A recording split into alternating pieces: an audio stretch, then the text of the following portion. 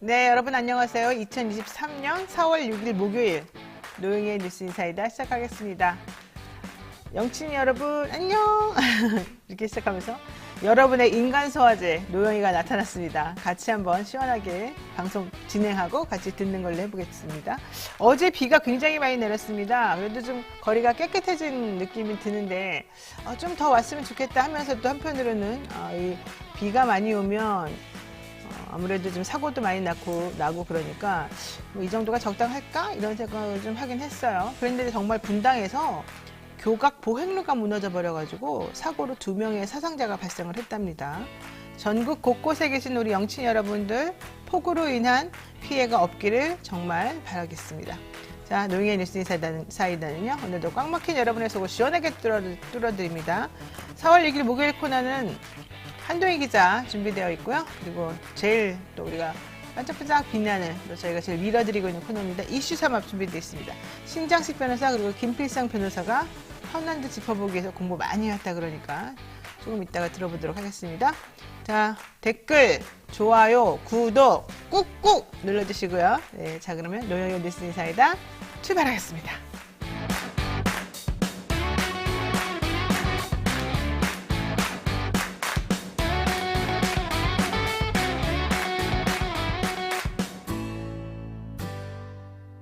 네, 바쁜 아침 이것만은 꼭 알아야 된다. 뉴스들만 속속 골라서 대신 정리해드리는 그런 시간이죠. 듣기만 해도 이해가 정말 잘 되는 그런 코너인데요. 뉴스픽 시간입니다. 오늘도 한동희 뉴스토마토 기자 나와 있습니다. 안녕하세요. 안녕하세요.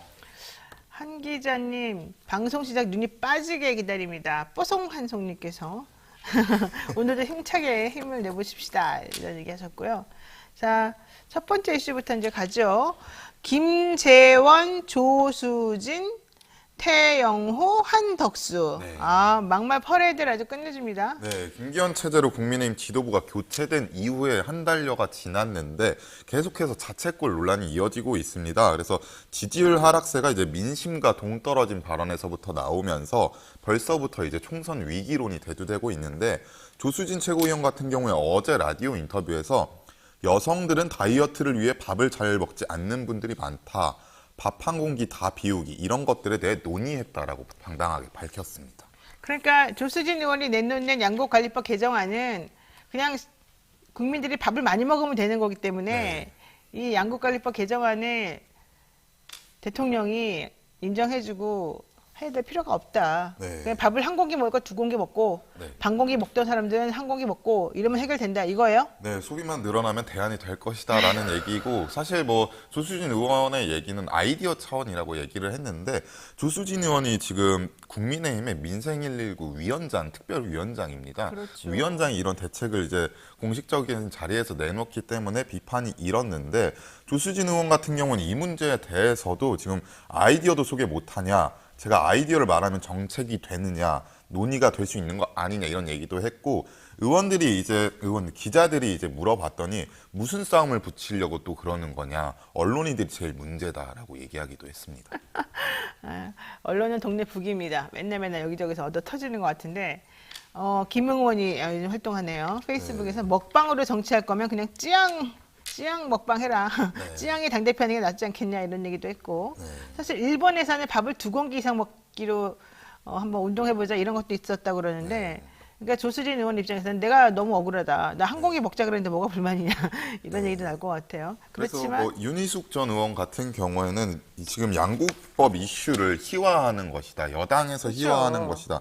정치가 그렇게 가볍느냐 이렇게 얘기를 하고 있는데 이런 부분에 대해서 조수진 의원은 지금 갈라치기를 하고 있는 것이다. 당내 분란을 만드는 것이다라고 얘기를 하는데 김기현 대표도 이 부분에 대해서는 그게 무슨 대책이 되느냐라고 얘기하기도 했습니다. 맞습니다. 김기현 대표가 국회에서 기자들과 만나서 밥 한 공기 발언에 대해서 그게 뭐냐, 국민들이 공감하겠냐 이런 얘기를 했죠. 자, 그런데 또 조 최고위원은 이재명 민주당 대표도 2015년 성남시장 시절에 쌀 소비 촉진 캠페인을 펼친 일이 있지 않냐, 그거랑 뭐가 틀리냐, 왜 나만 갖고 그러냐 이러는 거예요. 네, 그렇습니다. 진위를 왜곡하고 지금 선동을 펼치고 있다라는 게 주장인데, 뭐 쌀 소비 촉진 캠페인 같은 경우에는 뭐 당연히 해야 되는 일이고, 네. 지금 양곡관리법에 대해서 윤석열 대통령이 거부권을 행사한 시점에서 와는 아이디어 차원이 좀 다른 결로 보여집니다. 지금 전광훈 사랑제일교회 목사와 계속해서 주거니 받거니 하면서 전광훈 씨를 속된 말로 빨다가 지금 낭패 본 사람이 있습니다. 네. 김재원 최고인데 김재원 이수석 최고는 전광훈 씨한테 엄청난 빚을 진 것 같아요. 네. 거기다가 김기현 당대표도 사실은 이 전광훈 씨와 같은 일련의 사람들이 당대표 선거 때 도와줬다는 얘기가 있어요. 네. 그러다 보니까 전광훈 씨가 이제 말을 함부로 하게 되고 여기에 김재원이 동조하는 의미에서 또 말을 더 한 번 함부로 하게 되고 지금 난리가 났지 않았습니까? 네. 이러면서 스스로가 지금 앞으로 자숙하겠다라고 얘기를 하는데 과연 이런 스스로 자숙한다는 것도 좀 타당성이 있는 건지. 네, 그냥 일단 공개 활동 중단만 선언한 것이지 뭐 최고위원 회의라든지 계속해서 참석을 할 예정이고 뭐 태영호 의원도 최고위원도 마찬가지의 얘기를 했지만 이게 결국에는 당신 100%로 선출을 하면서 이런 사태가 발생한 것이다라는 지적이 나옵니다. 맞습니다. 지금 이런 상황에서 친윤 일색인 이 당 대표와 이 당 지도부 뽑히자마자 계속해서 지금 정당 지지도가 떨어지고 있고 네. 대통령 지지도도 떨어지고 있는 상황인데 이게 회복이 돼야 되는데 그럴 기미는 안 보이는 상황에서 지금 원내대표 뽑겠다는 거잖아요. 네, 원내대표도 지금 4선에 김학용, 3선에 윤재영 의원인데 뭐 수도권 친윤이냐, 대구 친윤이냐 이런 얘기가 나오고 있습니다. 그러니까 김학용은 그래도 경기 안성이고 네. 윤재욱은 대구 달서 을이니까 네. 현실적으로 좀 전반적인 걸 아우르고 싶다 그러면은 김학용의 손을 들어주는 게 맞겠죠. 네. 그런데 또 윤재욱도 만만치가 않아요. 어떻게 될 것 같아요? 이 부분 뭐 수도권이냐, 뭐 대구냐, 뭐 이게 중요한 것 같지는 않고 결국에 뭐 국민의힘 원내대표 선거도 어차피 의원들이 뽑는 거기 때문에 의원들에게 더 소구력이 있는 사람이 뽑힐 것 같습니다. 그러니까 그러긴 한데 의원들의 소구력을 어떤 사람을 갖고 어떻게 느끼느냐 하면 우리 당은 너무 이 TK와 PK에 편중되어 있으니 네. 이 경기 수도권에 있는 사람이 잡아야 좀 네. 서로 간의 의견도 조율되고 그쪽 유권자들한테도 어필할 수 있겠다. 네. 왜냐하면 그쪽 표를 얻어와야 되는 거니까 이렇게 생각하는 것 같더라고요. 네. 그래서 지금 그래서 일부에서 점치기로는 김학용 의원이 조금 낮다. 네. 그러니까 당선 가능성이 이렇게 얘기를 하고 있습니다. 자, 두 번째 이슈 보겠습니다. 야, 이거는 코미디입니까? 실수입니까? 뭡니까? 한덕수 총리. 한덕수 총리가 어제 대정부 질문에서 이제 맹성규 더불어민주당 의원이 독도가 한국 영토가 맞냐라고 물어봤는데 절대 아니다. 라고 답을 한 뒤에 이제 자신의 발언을 실언임을 알고 다시 정정하는 해프닝이 일어나기도 했습니다. 독도가 한국 영토가 맞냐? 이렇게 물어보니까 절대 아니다? 왜 이런 발언이 나오게 된 거예요? 그래서 뭐 일단 맹성규 의원 같은 경우에는 일본 정상회담, 한일 정상회담 이후의 상황을 묻기 위해서 네. 얘기를 한 건데 이런 일들이 나오면서 본회의장 이제 한덕수 총리의 발언에 대해서 본회의장이 술렁거리기도 했고 직접 질문한 맹성규 의원조차 다시 되묻기도 했습니다. 당황했겠어요. 오히려 네. 더 당황을 해서. 근데 이게 결국에는 일단 야당 의원들이 물으면 일단 아니다라고 얘기하는 거에서 비롯된 게 아닌가 싶습니다. 야, 너무 재밌네. 지난 대선 때 윤석열 대통령에게 일본 자금이 흘러갔다 뭐 이런 얘기까지 사실 나왔었거든요. 네. 그런데 그 이후에 실제 정말로 대통령이 일본과 행동하는 걸 보게 되면은 그게 맞았나? 그렇게까지 일본에게 잘해주나? 이런 생각이 들었었는데 그런 와중에 한덕수 총리가 독도가 한국 영토 맞냐 그러니까 아니다. 네. 참 재밌습니다. 자, 중요한 건 실언한 수도 있지만은 이 전체적인 흐름이 좀 중요한 것 같은데 이 흐름상 우리는 정부를 못 믿는 방향으로 좀 가고 있다는 게 중요한 것 같고요. 한 총리가 사과는 했습니다만 과연 그걸로 그냥 끝인지 그 이후에 어떤 일을 좀 우리들에게 진정성 있게 보여줄 것인지 달라질 것 같습니다. 네, 지금 우리 신재식 변호사님 오시면서 뭘 건드렸어요. 그래서 지금 화면에 꺼졌어요. 딴 거 연결 다시 해주세요. 신호 없음. 자, 두 번째 이슈 보겠습니다. 현직 검사. 지금 검사들을 내년 총선에 대거 출마시킨다는 얘기가 있지 않습니까? 네, 그렇습니다. 총선 출마를 하려면은 이걸 먼저 해결해야 됩니다. 자, 이게 뭘까요? 그러니까 현직 검사가 퇴직한 이후에 지금 1년 동안 공직 후보자에 출마하는 것을 제한하는 이른바 검사 출마 제한법을 이제 법무부가 반대 의견을 냈습니다. 원래 문재인 정부 당시에 찬성 의견을 냈었는데 법무부 이제 윤석열 정부가 들어서 한동훈 장관이 이끄는 법무부가 여기에 대해서 지금 반대 입장을 내고 있는 상황입니다. 그러니까 검찰청법 개정안이라고 하는 게 있는데 네. 이건 이제 소위 검사 출마 제한법이라고 불려요. 왜냐하면 검사는 퇴직한 후로부터 1년이 지나지 않고서는 어떤 공직에 나갈 수 없다. 네, 그렇게 이런 거 개정안을, 이렇게 되어 네. 있어요. 근데 이것이 나온 게 2020년 12월 11일에 발의가 됐었었는데 네. 당시 법무부에서는 나는 이 법안에 찬성한다, 공감한다 이런 얘기를 했는데 갑자기 정권이 바뀌고 한동훈 장관이 법무부 장관이 되면서 이거 반대한다 이렇게 바뀌어버린 거예요. 네, 그렇습니다. 왜 바꿨을까요? 일단 한동훈 장관 법무부 측에서 얘기하는 건 피선거권을 침해하는 것이다. 옛날엔 안 그랬나? 위헌의 소지가 있다라는 얘기고 지금 검사의 정치적 중립성이 지켜지고 있다라는 게 법무부의 입장입니다.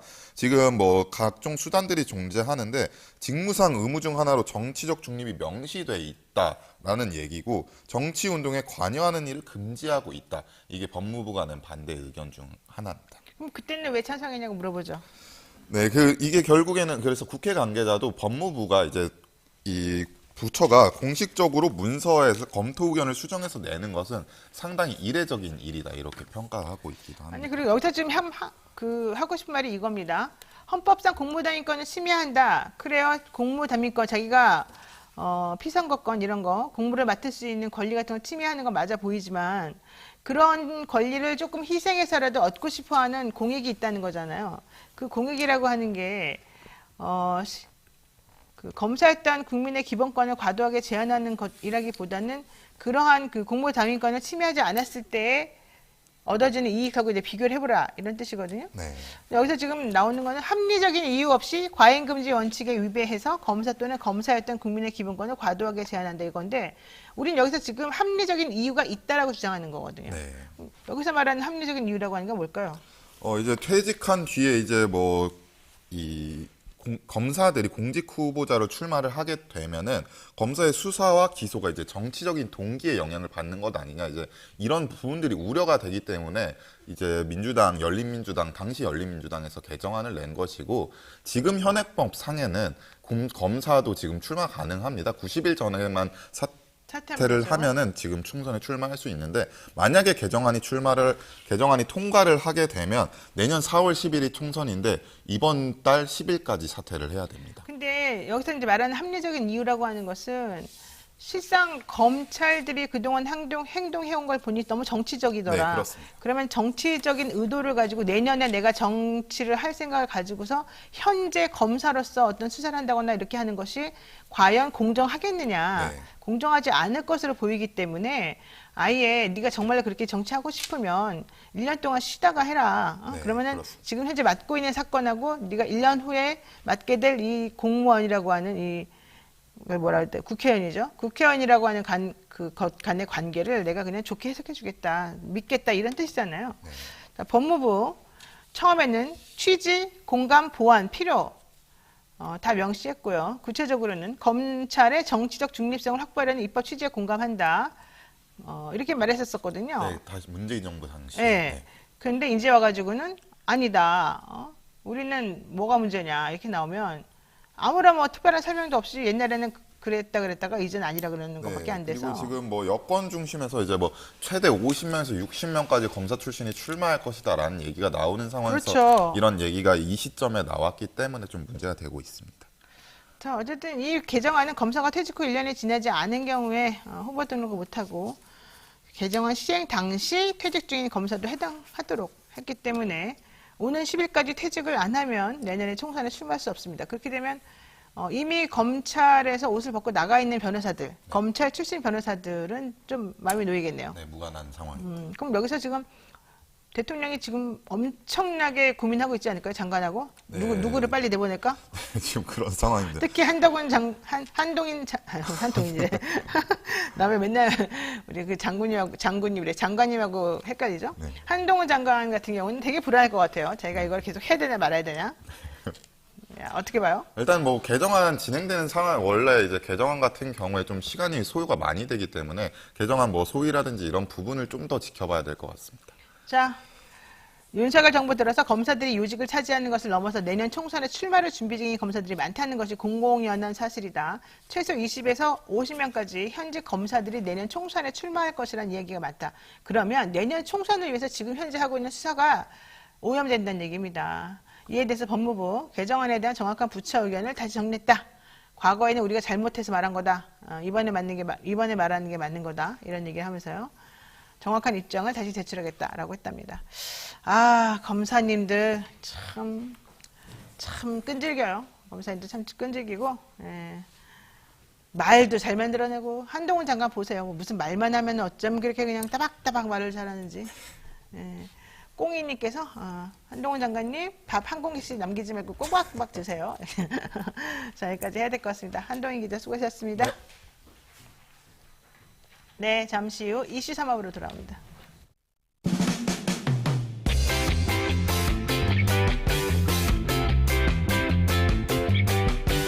여러분은 지금 노영희의 뉴스인사이다와 함께하고 계십니다.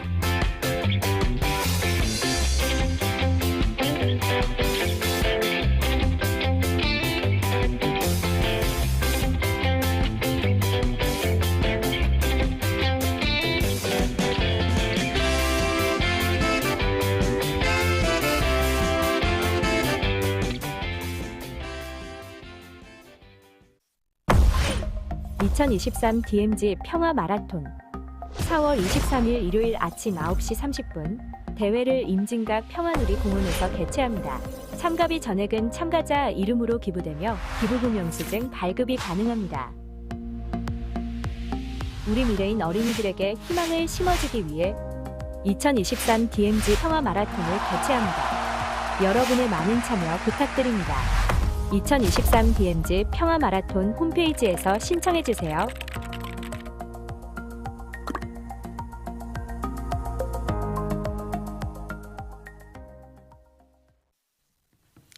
네, 뉴스인사이다하고 어린이재단이 서로 같이 주체가 돼서 후원하고 있습니다. 베이비박스에 버려지는 아이들 그리고 살 길이 막막한 미혼모들 저희가 돕기 위해서 재단을 운영하고 있고요. 여러분들의 후원을 바라고 있습니다. 많은 금액 필요 없고요. 여러분들이 그들을 잊지 않았고 사랑하고 있다라는 마음을 알 수 있을 정도만 지속적으로 한 달에 얼마씩 정기적으로 후원해 주시면 좋겠습니다. 왜냐하면 뭐 저출산이 중요한 게 아니라 일단 나온 아이들을 잘 키워주는 거 이것만으로도 큰 의미가 있지 않겠습니까? 여기서부터 시작하는 게 맞을 것 같기 때문입니다. 그래서 저희들이 그 아이들을 잘 도울 수 있는 방법을 찾다가 이번에 이제 우리 아이 재단 만들면서 여기에 대해서 좀 금전적으로 지원을 하기로 했으니까 여러분들도 혹시 그 뜻을 같이 하시는 분이 계시면은 좀 도와주시기 바라고요. 자, 오늘 목요일 이슈 삼합 하는 날이죠. 계속해서 노영의 뉴스인사이다 이어가도록 하겠습니다. 톡쏘는 정치평론 시사 맛집 이슈 삼합 하는 시간입니다. 오늘도 멋진 두 분 모셨습니다. 목소리 미남 신장식 변호사. 안녕하세요. 네, 안녕하세요. 목소리 미남이라고 해요? 처음 들었는데? 그러게요. 근데 목소리가 좋긴 해요. 아유, 감사합니다. 네. 자, 이번에는 어떤 별명이 붙었을까요? 뇌생남 김필성 변호사 나오셨습니다. 안녕하세요. 와, 약간 졸린 뇌생남인데. 아니 좀 당황하고 있습니다. 부담스러운 말씀을. 졸린 듯한 표정과 당황한 표정과 네, 기쁜 표정이 섞여 있군요. 네, 당황스럽습니다. 네, 절대 구분이 안 됩니다. 뇌생남이란 말을 많이 들어봤습니까? 아니요. 전혀 못 들어봤어요? 뭐 그런 식의 그런 식의 얘기는 들어본 적이 없어요. 뇌생남이 뇌가 섹시한 남자 이런 거죠? 뭐 그렇다고 하더군요. 네. 여기 보니까 그거에 대한 사람들이 반응이 별로 없네요. 분들이 못 끌어내고 있어요. 아, 예. 어떻게 아침밥은 드시고 오셨어요? 오면서 김밥 하나 먹었습니다. 한 그릇 다 비우셨어야지. 아니 근데 김필성 변호사님은 집에서 요리를 잘하시더라고요. 자기 페이스북에다가 요리하는 걸 올린대요 계속. 근데 그냥 일반적인 사람들이 하는 것보다 훨씬 더 수준이 높고 플레이팅도 잘한다. 근데 아침은 못 먹고 와서 김밥 먹는다 이거군요. 뇌생남이 아니라 요생남이시네. 좋아요. 요리를 섹시하게 잘하는 남자. 나중에 우리도 한번. 네, 기회가 된다면 영광입니다. 자, 정치권 이모저모 한번 얘기 들어보도록 하겠습니다. 우선 요즘 뭐 계속 이게 이슈가 되고 있어서 저희도 안 할 수가 없는데요. 윤석열 대통령의 양곡법 거부권 행사입니다. 윤 대통령은 이것에 대해서 포퓰리즘 법안이다 이러면서 맹공을 퍼붓고 있습니다. 그러면서 이 법안을 거부해야 되는 논리를 개발해서 간단하게 나에게 알려달라라고 이 국무위원들에게 했다는 겁니다. 본인은 그러면은 그냥 일단 거부를 먼저 결정하고 논리는 나중에 만들어내겠다 이런 뜻인지 논리가 없는데 억지로 짜 맞춰야 된다는 것인지 잘 모르겠어요. 자, 윤 대통령 4일 양곡관리법 개정안에 대해서 포퓰리즘 법안이라고 비판하면서 거부권을 행사했는데 대통령 취임 이후 행사한 1호 법률 거부권입니다. 이에 대해서 더불어민주당은 쌀값 정상화를 거부하는 것이다. 너무 심한 거 아니냐. 이런 얘기를 하고 있는데요. 대통령은 더 한 줄 더 떠서 앞으로 이런 식으로 거부권 행사할 법안들이 되게 많다. 이런 얘기 합니다. 지금까지 67회 정도 거부권이 행사됐고 그중에 45회가 이승만 대통령 때 있었다는 거예요. 그리고 노무현 대통령 때 6회, 이명박 때 1회, 그 다음에 박근혜 때 2회 이렇게 됐었다는 거고 문재인 정부 때는 0회였죠. 자, 그러면 이번에 이 윤 대통령이 한 번 벌써 행사했고 앞으로도 줄줄이 남아있는 게 한 대여섯 개 되거든요. 이거 어떻게 보십니까? 저는 이게 앞으로 줄줄이 행사하기 위해서 양곡관리법부터 먼저 한 것 같다. 말하자면 이 양곡관리법은 지금 사실 농민들에게도 너무 조금 부족하다. 왜냐하면 민주당 원안이 아니라 수정했어요, 김진표 그거. 네. 중재안이 2개가 나왔었어요. 1안이 나오고 2안이 나오는데 2안은 민주당도 더 이상 후퇴할 수 없다 해서 중재 1안으로 지금 가결이 된 거란 말이죠. 네. 그래서 이거를 하는데 이제 저는 두 가지 거부한 이유는 논리적으로는 설명이 안 되지만 두 가지 이유가 있다고 봅니다. 하나는 기재부입니다. 이게 기재부가 작년에도 양곡 매수했어요. 몇 천억 원 들여서 매수를 했는데 이거는 자기 재량이거든요. 내가 해줄 거야, 안 해줄 거야? 자기들이 완전히 재량해서 결정할 수 있었는데 여기는 일부 제한이 들어가요. 그러니까 이번 통과된 법안에 따르면은 그 생산량이 너무 많다거나 또는 가격이 너무 폭락했을 때 몇 퍼센트, 5에서 뭐 8% 사이 뭐 이럴 때 사줘도 되고 안 사줘도 되는 거예요. 네. 5%일 때 사줘도 되고 8%일 때 사줘도 되는 거예요. 네. 재량이 3%밖에 안 되는 거죠. 그러니까 이거 이러면 안 되는데 우리가 하고 싶을 때 해야 되는데 라고 하는 기재부 관료들의 반대가 대통령 오른쪽 귀로 들어갔을 겁니다. 그다음에 두 번째로는 이 양곡관리법에 따라서 가장 많은 혜택이라면 혜택이고 어쨌든 매수량이 가장 많은 곳이 어디냐? 어디요? 호남입니다. 호남. 예. 우리나라 20% 이상이 호남에서 쌀이 나오죠. 예. 나오는 거거든요. 그 전체 양으로 봤을 때. 그러면 이제 호남 쪽에 민주당 좋은 일 시키고 싶지 않다라고 하는 얘기를 그렇죠. 소위 그 여의도 쪽 사람들이 대통령 왼쪽 귀에다가 얘기를 했을 겁니다. 그러다 보니까 정책적 논리가 아니라 반대하는 정책적 논리가 아니라 기재부의 오른쪽 귀, 그 다음에 여의도 정치권의 왼쪽 귀가 대통령의 귀를 붙잡았고 양곡관리법을 그런데다가 앞으로 노란봉투법이나 이런 거 더 간호법. 세게 간호법, 방송법 특히 노조법. 예. 이런 거 더 세게 반대해야 될 것들이 있거든요. 일단 여기서부터 꼭지를 따자라고 시작을 한 겁니다. 그러니까 논리를 사후에 만들어 갖고 오라고 소관부처에다 얘기를 하죠. 저는 오히려 양곡법은 그래도 지금 그쪽 동네에 지역구를 가지고 있는 의원들이 많잖아요. 이 뭐 PK나 TK도 경남 있죠. 쪽에 많이 있고 그러면 오히려 그분들 입장에서는 이거를 반대하기보다는 이걸 찬성해서 통과시켜 주기를 그 동네 유권자들이 원할 것 같단 말이죠. 그러면 적극적으로 나서가지고 막 그거 못하더라도 어쨌든 표를 던질 때는 좀 소극적으로나마 이거를 가결하는 쪽으로 좀 표를 던지지 않을까요? 이 두 가지가 있는데요. 하나는 이게 저도 몰랐는데 사실 다시 찾아보니까 원래 법안 투표는 기명 투표란 말이죠. 그 인사에 관한 것만 무기명 투표인데 네. 대통령이 재가를 요청한 법안은 네. 무기명 투표예요. 네. 예, 그래서 사실 전에 박덕흠 의원, 박덕흠이라고 보통 얘기하는 저쪽 옥천 뭐 이쪽이잖아요. 그쪽도 네. 이제 농촌이고 그다음에 홍문표 의원 충남 쪽에 이런 분들은 공개적으로 사실은 이거 양곡관리법 통과해야 되는데 이런 이야기들을 했었어요. 근데 이런 분들이 이제 기명 투표 때는 기명 투표에서는 못 찍었던 거죠. 근데 이번에 이제 무기명 투표로 재의결이 되면 그때는 혹시 모릅니다. 그러니까. 예. 가투표를 할 수도 있고요. 만약 부결된다고 하더라도 저는 이제 농민들 의견을 조금 더 수렴할 필요가 있다고 봐요. 농민들도 100% 만족하지 않거든요. 이걸 가지고 그렇죠. 되게 한계가 많다. 그럼 농민들 의견 수렴해서 더 센 걸로 내라. 다시 저는 내라. 오히려 이거를 지금 이제 제의할 때 제의를 언제까지 해야 된다라고 하는 그런 규칙은 없거든요. 기한 없거든요. 근데 지금 내년 총선이 있잖아요. 그러니까 올해 말까지 이걸 질질 끌다가 내진 이걸 이제 법안을 다시 하지 말고 있다가 총선의 즈음에서 농민이라든가 유권자라든가 이런 분들이 어떠한 식으로 자기네 지역구 사람들에게 요구하는지 본인들이 요구하는 것을 지역구 국회의원이 얼마나 잘 해결해 줄 수 있을지와 연결시켜가지고 표로 얘기를 하게 되면 저는 오히려 가결하고 싶다라고 하는 의견을 가진 국민의힘 사람이 많지 않을까.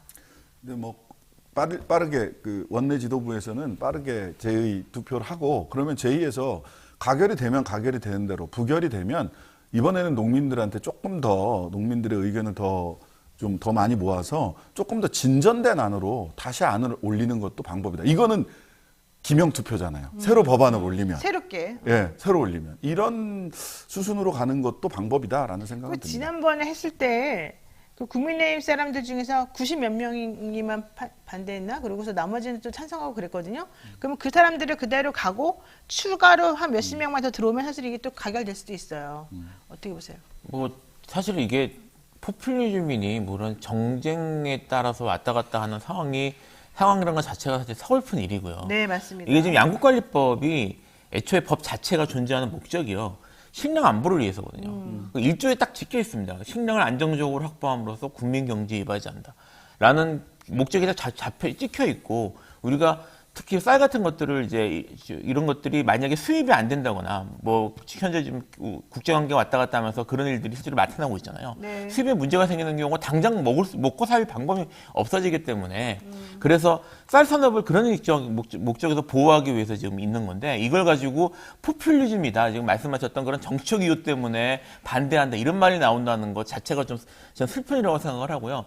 또 하나 문제가 뭐냐면 지금 언론 보도를 보면은 이게 지금 관리법 개정안이 통과가 되면 한 6천억, 7천억 정도까지 뭐 비용이 들어간다고 하더라고요. 네. 적은 비용은 아니지만 작년이었죠. 이른바 강원랜드발 채권 할 때, 채권 시장에 쏟아부은 돈이 50조가 넘었어요. 그런 식의 공적 자금 투입에 대해서는 아무도 문제 삼지 않습니다. 그러니까요. 골프를 치러 가시죠. 예, 아무도 문제 삼지 않아요. 50조 투입할 때 그때 문제 삼았다는 얘기, 대통령실에서 포퓰리즘이니 뭐 얘기 전혀 안 나왔어요. 미분양 아파트 다 찾는다고 예, 했을 예, 때도 미분양 있어요. 아파트 이야기도 계속 나오고 있고요. 지금 그거 하셨던 50조 플러스 알파라고 나와요. 지금 찾아보시면. 그 돈 투입하셨던 분 얼마 전에 며칠 전에 골프 치러 가셔서 문제됐습니다. 아무도 책임 안 집니다. 지금 뭐가 포퓰리즘인지 좀 짚어야 될 것 같아요. 지금 맞습니다. 윤안용님께서 밥 많이 먹을게요. 군대 면제 시켜주세요. 김수종님, 조수진님에게 월급을 쌀로 지급하면 어떨까요? 여정님, 국민의힘당은 국회의원을 밥 많이 먹는 순으로 공천해주세요. 지금 다들 좀 약간 비아냥거리는 얘기를 하셨었는데. 쯔양, 힙합, 비례대표 1번, 2번으로. 그들 먹방 크리에이터들. 예. 참, 어쨌든 저는 지금 이 근시안적으로 이걸 해결하는 것은 잘못이라고 보고요. 특히 농림축산식품부 장관이 이건 안 됩니다라고 얘기했다는 것에 대해서 충격을 받았어요. 그런 분은 그 자리에 있을 자리가 없습니다. 내려가십시오. 자, 어제 대정부 질문이 마무리가 됐는데요. 기억에 남는 거는 궤변, 돌덩이, 조선제일혀 이런 얘기들이었어요. 조선제일혀는 뭐 한동훈 장관을 말하는 거겠죠? 자, 두 분은 어떤 장면이 가장 기억에 남던가요? 하나만. 절대로 아닙니다. 절대로 아니에요. 독도는 우리 땅입니다. 독도는 우리 땅이니까 그러니까 절대로 절대로 아닙니다. 아닙니다. 에이, 뭐라고요? 왜 그랬을까요, 그분은? 아니 뭐 이게 해프닝이고 실수일 수 있는데 저는 그게 실수겠죠. 네, 실수인데 이분이 그 4.3 추념식 갔을 때도 그렇고요. 별로 국정에 관심이 없어요. 그러니까 4.3 추념식 가서도 이 분향하는데 맨손으로 다 흰장갑 끼고 하는 건데 그렇죠. 다른 사람들도 다 흰장갑 꼈어요. 그러면 조금만 관심이 있었으면 야 비서한테 흰장갑 갖고 와 이렇게 비서가 얘기할 미리 수 챙겨야죠. 있어요. 말하기 미리 전에. 챙기셔야 되고 네. 그 다음에 그 묵념하는데 다른 사람들 다 일어나서 묵념하려고 하는데 그냥 앉아 계세요. 그러니까 옆에서 일어나라고 해가지고 겨우 일어납니다. 근데 그때 마침 웬 사람이 이게 와가지고 셀카 찍자고 셀카봉으로 이렇게 갖다 대요. 그러니까 좋아서 또 찍어. 예, 그러니까 고개를 또 그쪽으로 싹 이렇게 돌립니다. 관심이 없는 거예요. 그냥 이 자리에서 자리를 잘 보전을 해서 크게 지금 권력과 척지지 않고 총리직을 마치고 그 다음에 갈 곳이 계시다, 이분에게는. 어디? 내가 그 좋은 김현장을 그만두고 국무총리를 하는데 라고 본인이 직접 얘기했던 거예요. 지금 뭐 그 연세에 왜 다시 총리를 하시려고 합니까? 하니까 내가 그 좋은 김현장 그만두고 이분에게 그 좋은 곳은 어디인가? 지분이 많이 나오나 봅니다. 예, 이득이 많이 나오나 봐요. 이 법인은 뭐 김현장 약간 특수합니다만은 파트너가 있고 그냥 일반 변호사들 있잖아요. 파트너도 두 가지 종류로 나뉘죠. 지분을 주는 파트너가 있고 그냥 이름만 파트너를 올리는 사람들이 있는데, 지분을 주는 파트너들은 밑에 어쏘나 아니면은 실제 그냥 일반 파트너들이 벌어가지고 온 수익 같은 게 있으면 거기서 일정 퍼센테이지를 자기네가 주식처럼 배당을 받습니다. 그렇기 때문에 일 안 해도 사실은 또 편하게 한다는 얘기도 있어요. 잘 모르겠어요. 자, 어제 대정부 질문. 지금 김필성 변호사님은 궤변, 뭐 돌덩이, 조선제일혀, 뭐 다른 거 있더라도 어떤 게 더 마음에 사실 저도 기억에 남아요? 저도 같은 거를 얘기하려고 했는데 조선제일혀? 아니 조선제일혀가 아니고요. 절대 아닙니다. 절대 아니다. 아닙니다. 이건 뭐 조선제일혀 이거는 김의겸 의원님이 말씀하신 걸 네. 거고, 이건 지금 여기 나열된 지금 말씀하셨던 이런 것들은 사실 비판하는 쪽에서 이제 뭐 하는 거에 가깝다고 본다면, 이거는 현재 국무총리가 공식 발언을 했다는 점에서 중요한 의미를 간다고 생각을 하고요. 사실 지금 신자식 변호사님께서 말씀하셨던 그런 내용들이 저는 관심이 없어서가 아니라 어느 정도 적극적으로 의도된 거라고 생각을 합니다. 일부러? 의도된 거. 네, 그 4.3 그 자리에 국무총리로 갔잖아요. 네. 대통령 대신 간 겁니다. 네, 맞아요. 네, 대통령 대신 간 건데, 거기서 저 좀 조심스럽긴 합니다만 대통령 대신 갔기 때문에 대통령이 원하는 모습을 보여준 게 아닌가 싶은 생각이 일단 들고요. 이거 같은 경우도 사실 독도는 우리 땅은 노래도 있어요. 예를 들어 우리의 소원은 하면 다 통일이라고 대답합니다. 네. 독도는 우리 땅은 거의 반사적으로 나오는 얘기인데, 여기에 대해서 그렇지 않다는 말이 나왔다는 거는 적어도 사석에 됐든 어디든 됐든 어느 자기가 그 모임에서 공개되지 않은 그런 모임에서는 독도는 우리 땅 아닐 수도 있다는 얘기를 한다는 얘기예요. 그렇지 않고는 이게 반사적으로 말실수가 나올 수가 없다고 봐요, 저는. 우리 PD님이 진짜라고 물어보는데요? 진짜 그래요? 물어보는데요? 아니 독도가 우리 땅이라고 나오지 않나요? 그게 아니라 사석에서. 사석에서 그런 게 그렇게밖에 볼 수 없지 않겠냐는 제 자, 추측을 얘기하는 이거는 거죠. 제가 심리학자로서 저희가 배운 이론이 있습니다. 뭐 요즘은 이분의 이론에 대해서 뭐 의문을 표시하죠. 왜냐면은 과학적 검증 자체가 불가능하니까. 이제 프로이드의 이론인데, 프로이드가 항상 하는 말 중에 실언이라고 하는 게 있잖아요. 실언. 네. 그걸 우리가 버벌 슬립이라고 그러는데, 어떠한 사람이 말을 하면서 뭔가 다 얘기를 해. 그래놓고 어머 나 이거 잘못 말했어. 이거 실언이라고 말하면 그거는 정말 실언이 아니라 무의식 속에 있던 것이 자기도 모르게 탁 튀어나와서 한 말이다. 물론 자기가 의식하지 않았기 때문에, 그걸 하려고 하지 않았기 때문에 실언이라는 말은 맞지만, 그렇다고 해서 그 마음이 없는 건 아니다. 이게 이제 버벌 슬립이라고 하는 프로이드 이론에 나온 얘기인데, 지금 말씀하신 것처럼 독도는 우리 땅이 아닙니까? 절대 아닙니다. 이게 단순히 그냥 말실수라고 생각할 수 없는 그 객관적 근거가 바로 이 심리학 이론에서 지금 나오고 있다는 거예요. 그분들은 마음 깊은 곳에서 독도는 일본 땅 이렇게 생각할 수도 있다는 거죠. 그러니까 지금 다시 말씀드리지만, 이게 뭐 그냥 단순한 그게 아니라, 뭐 우리의 소원은 통일 정도에 되는 거의 대한민국 국민이면은 반사적으로 나오는 그런 내용들이거든요. 거기에서 말실수 나올 수 있다는 게, 우리가 반대로 독도가 일본 땅인가요? 그러면 뭐 이런 식으로 물었을 때 말실수 나온 것도 아니고, 이거는 그래서 이거는 단순한 말실수로 보기에는 좀 큰 게 아닌가 싶은 생각이 들었어요. 저는. 좋게 생각해 주세요. 아니, 이거 개인적인 생각이니까요. 예, 물론 근거를 갖고 얘기는 전혀 아닙니다. 예, 근데 오해하지 말아주시기 한덕수 바랍니다. 총리가 뭐 치매다, 나이가 많이 들어서 그런 거 아니야, 이런 얘기는 안 하시는 게 좋을 것 같아요. 왜냐하면 한덕수 총리를 잘 아는 분들, 그리고 지금 그 총리실 주변에 있는 분들 얘기를 이렇게 한 달에 건너서 들었는데, 이분 굉장히 명민하시고요. 본인 뭐 이런 얘기도 해요. 실속은 지금 사실은 굉장히 많이 차리고 있다. 그 주변에 본인과 가까운 분들이나 이런 분들이 한덕수 총리 덕에 여러모로 실속을 잘 챙기고 있다. 그러니까 여러모로 실속을 챙기고 있다. 우리 전체 국가를 위한 것이 아니라 자기네 이 사람들을 위해서 일을 하고 있다는 얘기잖아요. 실속을 챙기고 있고, 다만 이제 관심이 없거나, 제 가장 큰 건 하여튼간에 총리를 그만둘 때까지라는 의지는 매우 분명해 보인다. 그래야 그 다음에 그 좋은 곳이 있다. 기다린다. 그 좋은 곳? 저는 한덕수 총리가 매우 유능한, 이게 진심으로 하는 얘기입니다. 예. 매우 유능한 정치인이라고 생각을 합니다. 왜냐하면 관료라고 생각을 하는 게, 사실 노태우 대통령 때 총리를 이미 국무총리 했던 사람이잖아요. 전혀 이게 네. 다른 사람, 전혀 이제 그 색깔이 다른 데서 정부에서 네.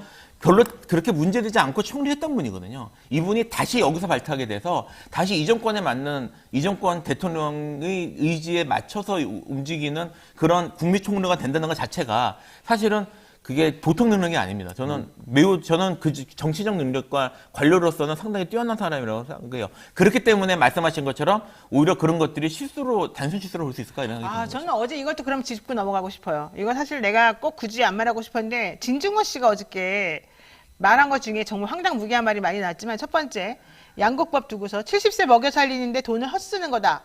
이게 하나 나왔죠. 또 하나, 70대는 곧 가시는데, 70대 곧 가시니 젊은이에게 돈 써야 되는 거 아니겠냐, 이렇게 말했어요. 자기 70대 얼마 안 남은 걸로 알고 있는데, 그럼 70대 될 때까지 열심히 몸 바쳐가지고 대한민국을 위해서 일했던 그 우리 선배 어른들, 우리 부모님들, 우리 형님 누나들, 삼촌들, 고모들, 이모들은 다 70세 넘었으니까 이제 일을 다 했으니까 폐기해야 된다는 뜻입니까? 밥 먹이 살리지 못하고? 이게 무슨 뜻입니까? 70대는 곧 가니까 젊은이에게 돈 써라? 그러면 곧 죽을 사람들이니까 밥도 주지 말아라, 이런 뜻입니까? 이분은 대체 왜 이러는 겁니까?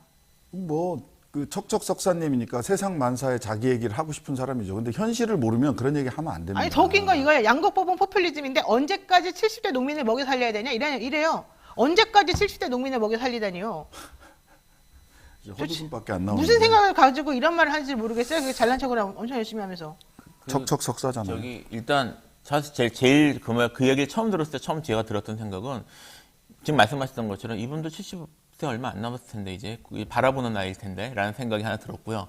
뭐 그래서 그런가 싶어서 들었습니다만, 이분이 사실 그 전문성이 없잖아, 이쪽 분야에. 그렇죠. 아무것도 없죠. 예, 없어요, 사실 아무것도. 제 주변에 한동훈 거 아니야? 그래서 입으로만 막 다 하는? 제 주변에 이제 그 예술 쪽 하시는 분 얘기 들으면 미학 쪽에서도 이미 안 하신 지도 안 하신 지 오래된 걸로 알고 있고, 사실 이분의 아무런 그런 전문성이 없는데 지금 모든 발언에 대해서 다 마이크를 대줘요. 이거는 예를 들어 미분이 뭐 자기 페북에서 자기 생각, 페북이나 막 페북 많이 하시니까 자기 페이스북에서 자기 생각을 막 쓴다고 하더라도 아무도 관심 안 가져주면 끝이거든요. 문제는 이 사람이 전문가로서 대접받아서 나와서 이렇게 얘기를 하고 이거를 실어준다는 게 문제입니다. 사실 그럴 만한, 특히 이 영역에 있으면 그럴 만한 사람이 아닌데 총체적인 거는 보여주는 것 같아요, 상황을. 근데 어쨌든 기본적으로 사고방식에 문제가 있다는 걸 다시 한번 또 확인시켜주는 그런 순간입니다. 70세 곧 돌아갔을 텐데 뭐 하려고 먹여 살리냐. 밑빠진 덕에 물 붓기다. 이 무슨 말도 안 되는 소리입니까, 지금? 떠오르는 분이 계시잖아요. 조국 흑서 같이 쓰셨던 권광현 변호사? 변호사로서 정말 어제 정말 끔찍한 일이 벌어졌죠. 그 얘기 아시죠? 네, 들었습니다. 좀 설명 간단히 해볼까요? 그러니까 쉽게 얘기하면 이제 재판에 안 나간 거예요. 그러니까 그 네. 학폭 피해자인 A 양이 수많은 사람들로부터 가해를 당했고 피해를 당했고, 그래서 다른 학교까지 전학도 갔는데도 끝까지 쫓아다니면서 SNS상에서 막 계속 괴롭히고, 그래서 이 학생이 수학여행 갔다 오다가 그냥 극단적으로 선택을 해버렸어요. 그래서 그 가족들이 너무 속상해가지고 한 몇십 명, 가해자인 몇십 명을 피고로 해가지고 소송을 걸었고, 1심에서는 그 중에 한 명에 대해서 이게 인정이 된 거예요. 그래서 5억인가를 하고 나머지는 전부 다 이제 기각이 된 거예요. 그러니까 기각된 사람들에 대해서 당연히 항소를 이쪽에서 했을 것이고, 또 상대방 입장에서도 나 5억을 왜 주냐, 내가 잘못한 게 없는데 이러면서 또 서로 항소를 쌍방에서 항소를 한 거예요. 그랬는데 쌍방은 항소하면서 저쪽 상대방은 항소의 이유서를 잘 적고 재판 나올 때 이제 뭐 한단 말이에요. 그런데 원고가 안 나오네. 근데 원고가 안 나오면은 피고 입장에서는 그냥 취하 간주할 수 있으니까 어떻게 나온 걸로 할래요 말래요 이렇게 판사가 물어본다고요. 그런 경우에 그냥 나는 쌍방 불출석으로 하십시오 이렇게 해가지고 그걸 3번을 넘겼대요. 항소 취하, 그래서 항소 취하가 돼버렸대요. 1심 때도 2번에 빠졌대요. 그러니까 예. 이게 그러니까 변호사가 그러면 안 되는데 절대 있을 수 없는 일이에요. 더 웃긴 건 그렇게 해서 항소 취하가 됐는데 그 사실을 5개월 동안 숨겼다는 거예요. 그래서 대법원에다가 상고하는 기간이 판결을 받은 날로부터 2주, 그 다음에 상고 이의서 작성하는 날은 또 그때부터 20일이잖아요. 그거를 맞추지를 못해가지고 상고도 안 했어. 상고도 못했죠. 아니 상고를 할 수도 있는 거잖아요. 진짜 상고도 안 했어. 그래서 물어보니까 직원이 그만뒀었다, 뭐 할 말이 없다 이렇게 끝났죠. 수첩에 날짜를 잘못 적었다. 말이 안 되는 거죠. 이게 한두 번도 아니고. 3번을. 그리고 본인 부모님한테 설명할 때 2번 불출석해서 쌍불취하됐다 이렇게 얘기를 했는데 아니에요. 마지막에 한 번 더 기회를 주거든요. 보통 주죠. 그래서 3번 불출석한 거예요, 그냥. 그리고 그거를 의뢰인에게 설명하지 않는다? 이것도 말이 안 되고요. 상고하지 않았다? 이것도 말이 안 되고요. 변호사로서 이거는 뭐 그냥 인간 뭐 어쩌고 이런 걸 다 떠나서 이거는 변호사로서 완전 변호사로서 이거는 그거는 그거 받아야 돼요. 이거 선배 징계 받아야 돼요. 징계. 변협에서 징계 받아야 되고요. 그다음에 당사자는 권경혜 변호사한테 손배 청구해가지고 돈 받아야 돼요. 이거 변호사 한 3개월을 정직시켜야 되고 당사자들 혹은 그 어머니 이 어머니가 청소하신대요. 형편도 안 좋은데 이제 변호사님이 해준다 그랬으니까 너무 좋은 마음으로 했겠죠. 근데 어쨌든 중요한 건 이 변호사를 상대로 해서 일단 처음에 받았던 금액만큼이라도 손해배상 받으십시오. 이게 좀 내가 보기엔 말이 안 되는 거고 이분이 조국흑사 책 쓰시느라고 바빠가지고 그때 그랬겠죠? 그때 계속 페북에 글 쓰고 뭐 싸우고 난리셨죠. 예. 그러니까 그럴 수 있어요. 뭐 자기가 하고 싶은 말 변호사로서 또는 대한민국 국민으로서 할 수 있죠. 근데 기본은 해야죠. 기본 도리는 지켜가면서 해야 되는 거고 기본적인 의무는 이행해가면서 해야 돼요. 아니면 사건은 맞지를 말든가 못할 것 같으면 그러니까 뭐 페북을 하느라 뭐 이게 바빴다 이게 아니고요. 그냥 사건에 관심이 없던 거예요. 이거는 사실 출석이나 뭐 사실 뭐 이건 연속으로 이렇게 빠진다는 건 있을 수 없는 일이다. 아니 사실 변호사들이 이런 얘기도 해요. 변호사는 기다리는 게 직업이야라고 얘기를 하기도 해요. 왜냐하면 재판에 출석을 하면 앞 재판이 늦어지면 그냥 앉아서 기다려야 되거든요. 그러니까 우리들 스스로 약간은 자조적이게 우리는 기다리는 게 직업이야. 가서 뭐 판사가 기다리라고 하면 그냥 기다려야지 뭐. 그러니까 그만큼 그렇게 1시간씩 2시간씩 기다려도 재판 자체에 출석하는 것은 너무나도 기초적인 거거든요. 좀 납득하기 어렵습니다. 변호사가 출석만 하는 줄 알지만 정말 할 게 되게 많아요. 상대방이 오면 거기에 반박도 해야 되죠. 우리 거 주장도 해야 되죠. 그다음에 사실주의도 신청해야 되죠. 뭐 문서제출 명령도 신청해야 되죠. 판사가 물어보면 성명에 대해서 답도 써야 되죠. 할 게 진짜 많거든요. 금융거래도 확인해야 되는 거죠. 그러니까 신경을 쓸 게 한 사건이 있으면 출석하는 것 말고 나머지 한 10개가 더 있단 말이에요. 근데 그런 것들을 자기가 잊어버리면 큰일 나기 때문에 항상 체크를 해놔야 돼요. 이렇게 적어놓고. 그래서 항상 그거를 들여다보면서 오늘 뭐 있고 내일 뭐 있고 이거를 하지 않으면은 자체 실수하기가 쉬워요. 그러니까 변호사들이 이런 얘기도 한다고요. 그러니까 아이를 낳는데 막 바쁘다 보니까 아이 이름을 신고를 안 한 거예요. 출생신고하고 이름을 아직 안 졌어. 근데 3개월인가 안에 안 하면 과태료가 나옵니다. 그래서 아니 이름도 안 짓고 왜 그래? 빨리 신고하셔야죠 하고 선배 변호사한테 얘기했더니 야 걱정하지 마. 변호사가 기일 잃어버리는 거 봤어? 며칠까지는 꼭 신고할 거야. 이렇게 얘기를 하면 그렇지. 변호사가 기일 안 잊어버리지. 그럴 정도로 중요한 거예요. 어쨌든 그래서 2중, 3중으로 보통 변호사들은 2중, 3중으로 이걸 체크합니다. 자기가 적고 자기 거에 그다음에 구글 앱에다가 이 사무실하고 나하고 또 같이 적어놓고 그다음에 또 직원들이 수기로 또 적어놓고 그래서 3개를 한꺼번에 해결하죠. 확인해서 처리하는 게 맞죠. 자, 이 와중에 그래도 기쁜 소식이 하나 있네요. 김이진님, 어제 낮에 우리 아이 재단에 가입했어요. 마음이 뿌듯합니다. 말씀하셨는데 너무 감사드립니다. 정말 우리가 이렇게 또 서로 사랑하는 마음을 가져야 될 것 같습니다. 어쨌든 권경혜 변호사 지금 되게 곤란 지경에 빠졌는데 연락이 지금 두절됐다고 합니다. 그 피해자들 다른 변호사 사무실에 가셔가지고 어떻게 구제 받을 수 있을지 한번 의논해 보시고 적극적으로 대처하시기 바라고요. 권경혜 변호사님이 이런 걸 다 해줄 수 있는 돈이 있는지도 조금 확인을 해봐야 될 것 같습니다. 요 얘기만 하죠. 국민의힘 새 지도부가 들어선 지 한 달이 됐는데 최고위원들의 잇따른 실언 릴레이에 전광훈 목사에게 휘둘리는 듯한 모습까지 겹치면서 지지율 하락의 늪에서 빠져나오지 못하고 있습니다. 김기현이 뭘 보여줬냐 지금까지. 김기현이 당대표로서 한 게 뭐있냐. 정광훈한테 찾아가가지고 아유 그런 소리 하지 말아라. 내지는 정광훈이 당신을 내가 만들어냈으니 고마워하시오. 예, 이거밖에 더 있나. 지금 이런 생각이 들어요. 솔직히 저는. 어떻게 보세요? 아니 근데 전광훈 목사 요즘 최근 발언이 그 도를 수위를 넘고 넘어섰어요. 있습니다. 네. 윤석열 대통령한테도 의심스러워. 이재명만 잡아놓고 끝날 거라고 그거 다 할 거라고 생각하는데 문재인 안 잡아놓으면 나 당신 안 도와줘 라는 얘기를 해요. 그 다음에 한동훈 장관 당신 이재명만 잡아놓고 문재인 안 잡아놓잖아? 그럼 너 나한테 죽어? 이렇게 얘기를 해요. 진짜로. 맞아요. 네. 정광훈 씨가 그런 식으로 얘기해요. 정확히. 이 워딩을 정확하게 썼어요. 한동훈 너 나한테 죽어. 윤석열 의심스러워. 근데 이거를 뭐 그냥 예수도 둡니다. 죽인다 그러는데 뭐 하나님이랑 예수도 죽인다는데 뭐. 하나님 나한테 까불면 까불면 나한테 죽인다 혼나. 그러잖아. 이런 사람들을 왜 가만히 있습니까? 이렇게 막말을 해도 그러니까 나경원 다시 소환되는데 아이디어 차원에서 그건 근데 다른 나라에서도 하고 있고 그 출산 장려 정책 관련해서 그 채무 이렇게 조금씩 깎아주는 거. 근데 날라갔잖아요. 근데 어떤 말을 해도 전혀 제재를 받지 않는 두 사람이 천공과 전광훈이에요. 맞아요. 제재받지 않아요, 이 사람들은. 그 만나러 간 사람이 문제고 전광훈의 전자도 이야기하지 않겠다라고 김재원도 얘기를 하는 거고, 천공에 대해서 건진에 대해서도 뭐 조심해라, 사칭하고 다닌다, 대통령 팔고 다닌다, 그러니까 조심해라 그러지, 건진한테 뭐라고 하거나 천공한테 뭐라고 하거나 전광훈한테 뭐라고 하거나 뭐 그러질 않아요. 아니, 종교적 신심을 가질 수 있죠. 박애와 평화를 위해서. 근데 이렇게 죄송합니다만 사이비한테 휘둘리고 있는 거 아닙니까? 그러니까요. 뭐 덧붙일 말씀 있으실까요? 뭐 아까 이제 김기현호 말씀하셨으니까요. 뭐 한 달 동안 김기현이라는 이름이 잘 보이지 않는다. 어느 기사는 어느 언론에서는 무생무치란 말도 쓰셨던데 네. 예상했던 겁니다, 사실. 지금 당 대표가 존재감과 이런 뭐 당을 적극적으로 이끌어가는 모습을 보이는 당 대표를 원하지 않았잖아요, 사실.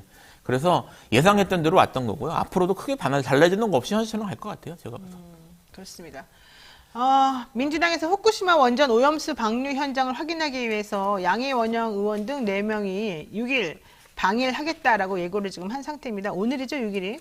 어제는 주한 일본 대사관을 방문해서 원전 오염수 방류에 대한 우려를 전달하기도 했습니다. 자, 민주당이 저는 그래도 이거라도 하니까 다행이다라고 생각했는데, 민주당 일각에서는 역풍을 우려한다라는 식의 기사가 경향신문에서 나온 걸 제가 봤어요.